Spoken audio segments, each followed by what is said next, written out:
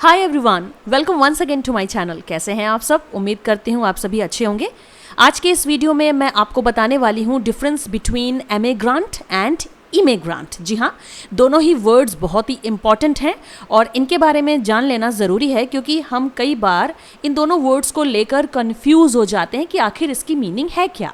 चलिए आज इसी कन्फ्यूजन को दूर करेंगे और जानेंगे डिटेल में एमिग्रेंट और इमिग्रेंट के बारे में। शुरू करते हैं, लेकिन शुरू करने से पहले वीडियो पूरा देखिएगा, स्किप बिल्कुल मत कीजिएगा और जल्दी से मेरे चैनल को सब्सक्राइब कीजिए, बेल आइकन प्रेस कीजिए, नोटिफिकेशन आप तक तुरंत पहुंचेंगे। चलिए शुरू करते हैं। आइए दोस्तों, सबसे पहले देखते हैं एमिग्रेंट के बारे में। स्पेलिंग आप सभी जानते हैं, EMIGRANT। It is emigrant. इसका प्रोनाउंसिएशन एक बार फिर से सुन लीजिए, इट इज़ एमिग्रेंट। ठीक है, तो एमिग्रेंट की हिंदी मीनिंग, हिंदी अर्थ होता है उत्प्रवासी। आइए जानते हैं एमिग्रेंट होता क्या है।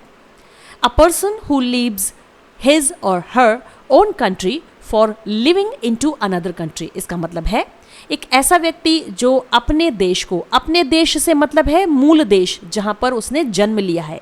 ठीक है, तो ऐसा व्यक्ति जो अपने देश को छोड़ रहा है, क्यों छोड़ रहा है? For living into another country, किसी दूसरी कंट्री में यानी किसी विदेश में रहने के लिए। ठीक है, अब यहाँ पर आपको ध्यान रखना है कि व्यक्ति मेल और फीमेल कोई भी हो सकता है, इसीलिए मैंने यहाँ पर हिज और हर लिखा है। अब यहाँ पर दोस्तों आप एमिग्रेंट इस वर्ड को लेकर कंफ्यूज ना हो, इसके लिए 3 बातें हैं जो आपको याद रखनी है। पहली बात, लिविंग प्लेस। जी हाँ, एमिग्रेंट हमेशा अपने ओन कंट्री को छोड़ रहा होगा, यानी लीव कर रहा होगा उस जगह को जहां वो पहले से रहता आया है, जो उसका मूल स्थान है, मूल निवास है। ठीक है। Number 2, human beings. जी हाँ, एमिग्रेंट एक ह्यूमन बींग हो सकता है, एक व्यक्ति ही हो सकता है।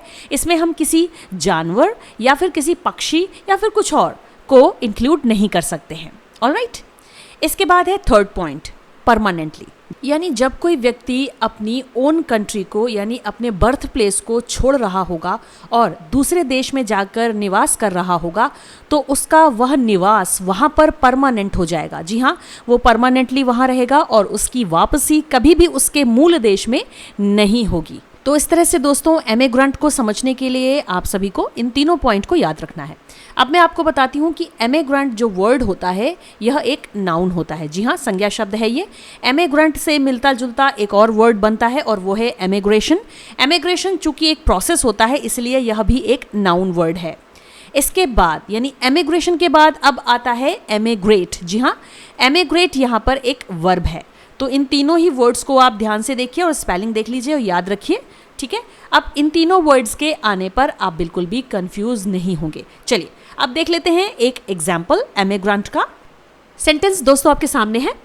My sister is going to emigrate from India to Canada and now she is an emigrant. इसका मतलब है मेरी बहन भारत से कनाडा को उत्प्रवासित होने जा रही है और अब वह एक एमिग्रेंट है, यानी कि उत्प्रवासी है। आइए इसे थोड़ा डीपली समझते हैं। सेंटेंस में मेरी बहन जो कि भारत देश की मूल निवासी है, अब वह भारत देश को छोड़कर कनाडा में जाकर बसने वाली है, यानी कि फॉरेन कंट्री में, और वह वहां पर हमेशा के लिए जाएगी। जी हाँ, यानी इस तरह से अपने देश को छोड़कर दूसरे देश में जाकर रहना, ये पूरा प्रोसेस कहलाएगा एमिग्रेशन, यानी कि उत्प्रवासन। और यह प्रोसेस जिसके द्वारा किया जा रहा है वह व्यक्ति कहलाएगा अपनी कंट्री के लिए एमिग्रेंट, यानी कि उत्प्रवासी। दोस्तों एमिग्रेशन के प्रोसेस में आपको सिर्फ इतना याद रखना है कि इसमें हम अपनी कंट्री को छोड़ते हैं और फिर जाकर दूसरी कंट्री में रहने लगते हैं, यानी जो मेन पॉइंट है वो है लिविंग दी ओन कंट्री। और यह प्रोसेस जिस व्यक्ति के द्वारा किया जा रहा होता है, यानी जो व्यक्ति अपनी कंट्री को छोड़ रहा होता है, वह व्यक्ति अपनी कंट्री के लिए उत्प्रवासी यानी कि एमिग्रेंट कहलाता है।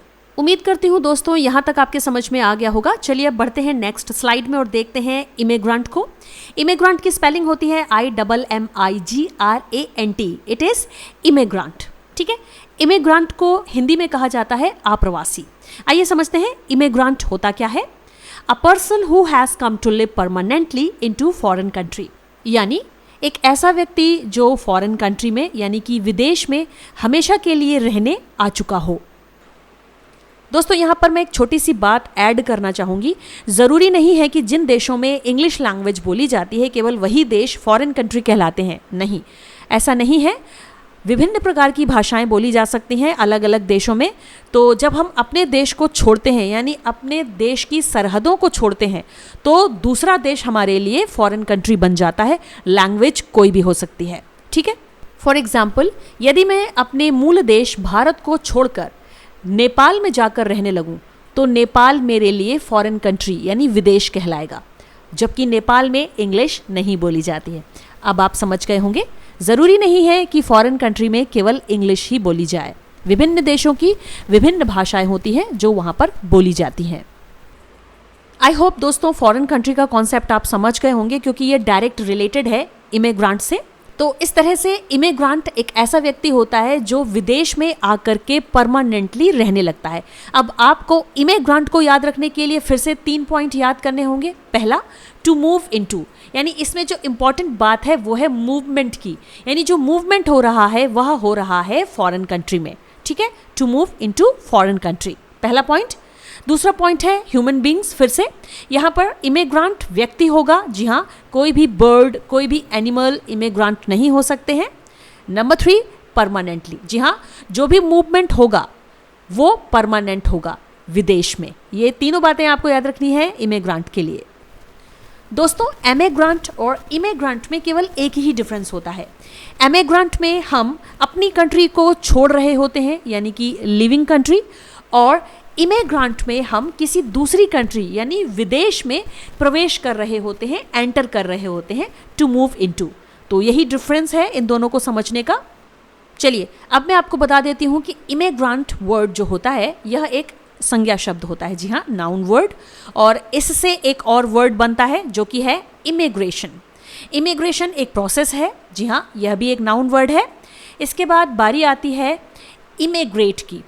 इमिग्रेट यहाँ पर एक वर्ब है। सो आई होप फ्रेंड्स यहाँ तक आपके समझ में आ गया होगा, तीनों ही वर्ड्स आपको क्लियर हो गए होंगे, और इमिग्रांट क्या होता है ये भी आपको समझ में आ गया होगा। चलिए देख लेते हैं इमिग्रांट से रिलेटेड एग्जाम्पल।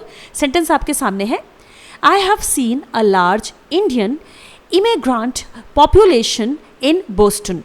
यहाँ पर इस सेंटेंस का मतलब है, मैंने बोस्टन में भारतीय अप्रवासी जनसंख्या को बड़ी संख्या में देखा है। फ्रेंड्स यहाँ पर बोस्टन यूनाइटेड स्टेट्स का ही एक शहर है जिसके बारे में हम बात कर रहे हैं। तो इस तरह से सेंटेंस में इंडियन इमिग्रांट वर्ड का यूज़ किया गया है, यानी भारत के वे लोग जो अपने मूल देश को यानी भारत को छोड़ करके बोस्टन में आकर रहने लगे हैं परमानेंटली, यानी कि हमेशा के लिए। इसलिए इस सेंटेंस में इंडियन इमिग्रांट पॉपुलेशन की बात की जा रही है। उम्मीद करती हूँ दोस्तों इस वीडियो में आप सभी को समझ में आ गया होगा कि एमिग्रांट और इमिग्रांट में क्या डिफरेंस है। सबसे पहले तो आपको इन दोनों ही वर्ड्स के प्रोनाउंसिएशन पर विशेष रूप से ध्यान देना है।